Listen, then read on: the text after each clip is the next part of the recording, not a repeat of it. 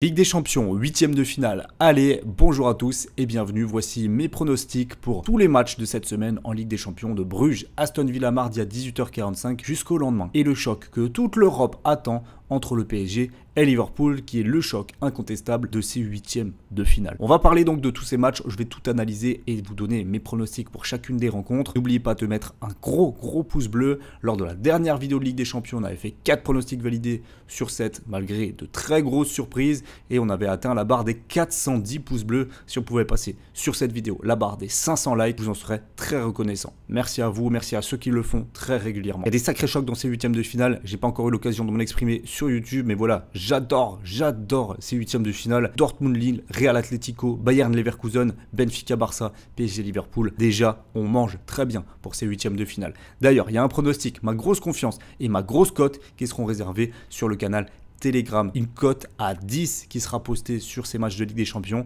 sur l'un des matchs. Pour l'avoir, c'est ultra simple et totalement gratuit. Tu rejoins mon canal Telegram, le lien il est en description et en commentaire épinglé. Tu cliques, tu fais la demande d'adhésion et ensuite tu reviens tranquillement te poser devant cette vidéo. Nous, on va commencer avec Bruges contre Aston Villa. C'est clairement pas le 8e de finale le plus hype, mais c'est un 8e de finale intéressant.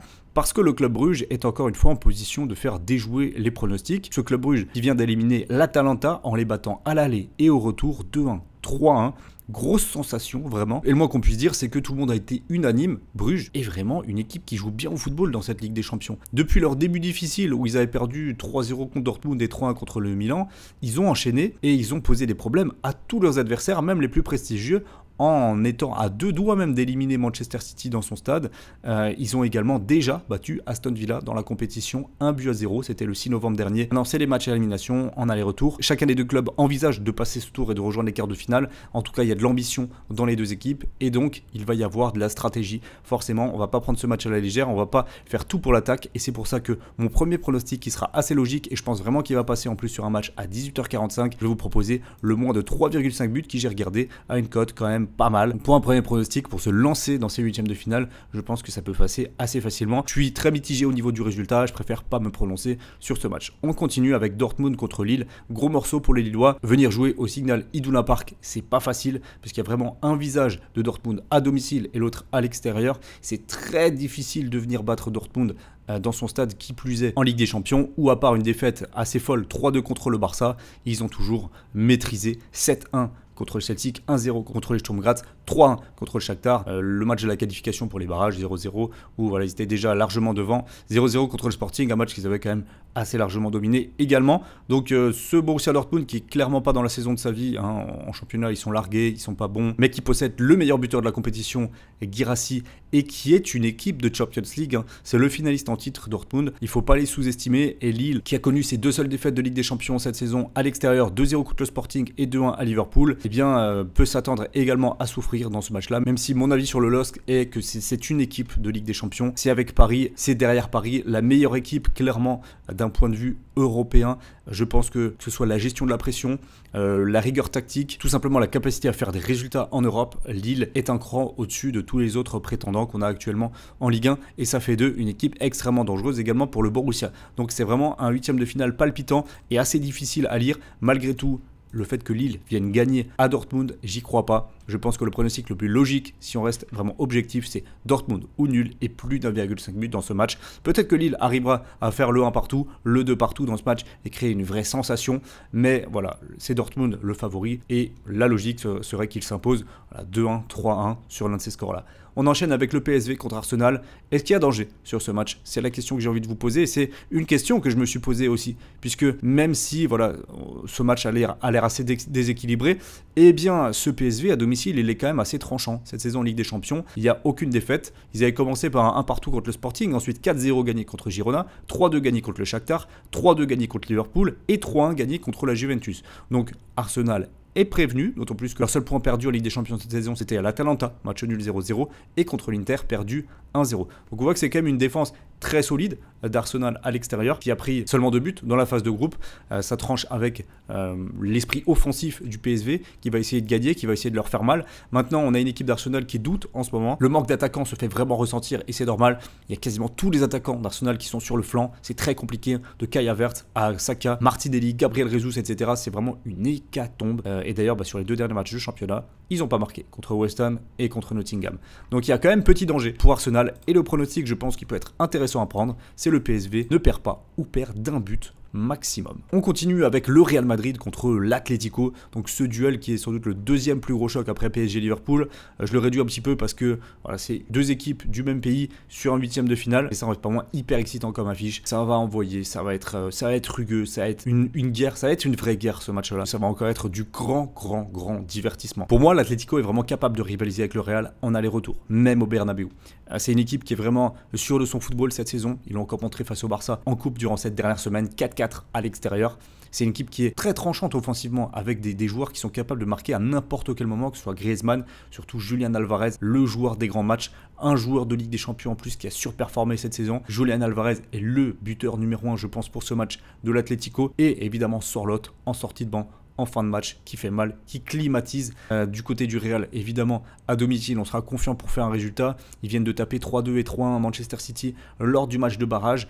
Kylian Mbappé a retrouvé son niveau. Vinicius est bon, Rodrigo est un joueur de Ligue des Champions, Bellingham également. On va avoir du talent, les gars, et il va y avoir des énormes cotes sur ce match qui vont être validées. Ma grosse confiance, vous me voyez venir, elle est dispo sur Telegram. C'est très simple, vous rejoignez mon canal Telegram et vous avez la pépite, la cote à 10 sur ce match, sur ce Real Atlético. Très grosse confiance, très grosse opportunité. On continue et on passe au match de mercredi 18h45. On a le match le moins sexy forcément, Feyenoord contre l'Inter. On avait déjà donc Feyenoord contre une équipe du Milan, c'était le Milan AC lors du dernier match. Feyenoord s'était imposé. Je vais pas dire que c'est volé cette qualif, ils ont gagné 1-0 à domicile. À domicile, ils sont quand même très chauds. Ils ont battu le Bayern 3-0, ils ont battu le Sparta Prague 4-2. Mais voilà, dans mon esprit, c'est une équipe qui a pris 6-1 contre le LOSC. C'est une équipe qui a quand même été largement dominé sur le match retour avant le carton rouge qui a changé la physionomie du match. Sans ce carton rouge, alors on va pas refaire le match évidemment, mais sans ce carton rouge, le Milan, je pense, serait passé, se serait qualifié. Après, ça reste de la fiction, mais j'ai du mal à être impressionné par cette équipe de Feyenoord. Même s'ils ont un supplément d'âme à domicile, c'est pour moi une équipe inférieure et assez largement à ce que peut proposer l'Inter. Maintenant, l'Inter, ils ont une course au titre en championnat qui est assez prenante. À l'extérieur, ils ont des grandes difficultés en ce moment. Ils s'inclinent souvent. Donc ça me fait un petit peu peur quand même ce match-là. Ça me paraît trop facile pour l'Inter et c'est vraiment le type de match piège. Tout le monde va mettre l'Inter gagnant parce qu'on a le souvenir du Feyenoord contre le Milan qui était quand même assez dominé, et parce que c'est l'Inter, parce que c'est une équipe qui sait jouer, qui sait poser son jeu, qui sait venir gagner les matchs compliqués, mais j'ai quand même un petit peu peur. Donc ce que je prendrais moi ici, c'est un pronostic assez malin je pense. Feyenoord perd de 2 buts maximum et moins de 4,5 buts dans la partie. Voilà, je vois vraiment pas l'Inter faire une grosse différence ici. Je m'attends plutôt à un match assez fermé sur ce 18h45. Passons à 21h et aux 3 masterclass de ce mercredi soir, en commençant par le choc 100% allemand entre le Bayern et Leverkusen. En ce moment, depuis les dernières saisons, Leverkusen, c'est un peu la bête noire du Bayern. Ça fait, je crois, 5 ou 6 matchs qu'ils n'ont pas réussi à les battre. Mais moi, ce que je retiens surtout, c'est que lors du dernier match, c'était à Leverkusen de gagner à domicile, de battre le Bayern. Ils ont eu les occasions, ils ont eu la possession, mais ils n'ont pas réussi à s'imposer. Et au final, le Bayern s'en sort avec un bon 0-0 qui leur donne quasiment le titre. Il y a beaucoup d'avance maintenant pour le Bayern. Donc, avantage au point pour le Bayern Munich cette saison. Il n'a pas été battu par Leverkusen, certes, qui est devant au classement, certes. Petite chose quand même, Leverkusen était venu s'imposer 1-0 contre le Bayern en coupe. Alors, c'était particulier, Manuel Neuer avait pris un carton rouge. Mais ça reste que ça fait quand même 2 nuls et une victoire cette saison pour Leverkusen. Donc le Bayern est en danger. Le Bayern a été, je pense que tout le monde l'a dit, a été unanime là-dessus, très en difficulté contre le Celtic. On pensait, on n'était pas loin d'imaginer que ce Bayern pouvait sortir dans la compétition face au Celtic. Le match retour était d'une faiblesse absolue chez eux en Allemagne, où ils se sont qualifiés à la dernière seconde sur un but de raccro, mais clairement, ils n'ont pas impressionné. Après, peut-être que ça va leur servir de venir un petit peu presque en position d'outsider face à Leverkusen. Ça va leur envoyer de la pression. La pression sera peut-être plus sur Leverkusen qui a maîtrisé la phase de groupe, mais qui n'a pas vraiment l'expérience Ligue des Champions sur des matchs aller-retour comme ça. Alors certes, ils étaient en finale d'Europa League l'année dernière, mais là c'est quand même un cran au-dessus. Tu défies le Bayern en Ligue des Champions à l'Allianz Arena. Pour moi, le Bayern ne perdra pas ici. Je pense clairement qu'un Bayern ou nul, c'est un pronostic ultra safe sur ce match. Leverkusen vient gagner à l'extérieur en Ligue des Champions. Ce serait une performance énorme et je l'imagine pas pour le moment. Je l'imagine pas.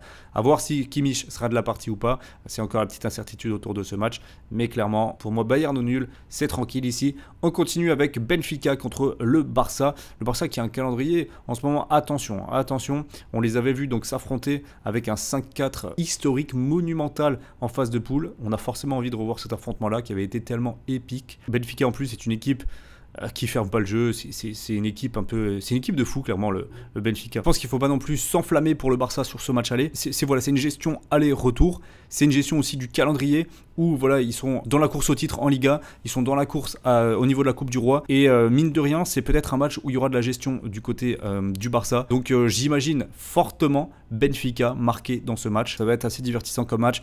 Mon pronostic ça sera le but pour les deux équipes ici et non pas une victoire du Barça en sec. Et on termine avec le dernier, le meilleur match, le meilleur pour la fin, le Paris Saint-Germain contre Liverpool. On a quand même ici peut-être le choc, le gros choc de ces huitièmes de finale, le match que l'Europe attendra le plus, parce qu'on a une équipe du PSG qui mine de rien commence à faire du bruit par ses prestations. C'est une équipe qui a énormément de qualité. Sur les deux derniers matchs en semaine, ils battent, alors le Stade Briochin évidemment, 7-0. Il y a 2 semaines, ils battent Brest 7-0. Liverpool est en train de revenir à un très bon niveau de performance aussi. Voilà, début d'année 2025, ils disaient ouais, ils sont un petit peu moins forts, etc. Là, ils reviennent fort. Ils ont tapé Newcastle, ils ont tapé Manchester City. Et ils sont bien, ils sont chauds. Et ils ont géré en plus d'être éliminés de la coupe. Donc, ils n'ont pas eu de match ce week-end. Ils vont venir frais comme des gardons contre le Paris Saint-Germain au Parc des Princes. Ça va être un match de fou. Et je pense que ça, c'est vraiment le match là qui va nous offrir du pur jeu, du pur football. Franchement, la hype est à son paroxysme. J'ai trop hâte de voir ça. Il y a un monde où Paris gagne. Je vois pas trop Liverpool gagner à l'extérieur quand même. Je pense que Paris fera le taf au Parc des Princes pour maintenir le suspense avant le retour. On va pas du tout s'écrouler contre ce bon Liverpool certes, mais voilà, ici le prono, clairement Paris perd pas, ou de 1 but maximum et plus d'1,5 but dans le match. Cadeau comme pronostic, je pense, cadeau. Et je vous le dis aussi sur Telegram, il y aura des plus grosses cotes que ça qui seront tentées sur ce match-là. Ça me paraît être l'occasion de valider des duos, trios, buteurs, de folie, bref, faudra être dans le canal Telegram. En tout cas, j'espère faire un bon taux de réussite sur ma sélection et sur les 7 pronostics que je vous ai donnés sur ces matchs-là. En tout cas, si la vidéo vous a plu, si elle vous a permis d'encaisser également des tickets, dites-le moi dans les commentaires. Et nous, on se retrouve très très vite pour des prochains pronostics sur l'Europa League avec le retour de l'Olympique lyonnais dans la compétition. Très belle journée à vous, ciao ciao.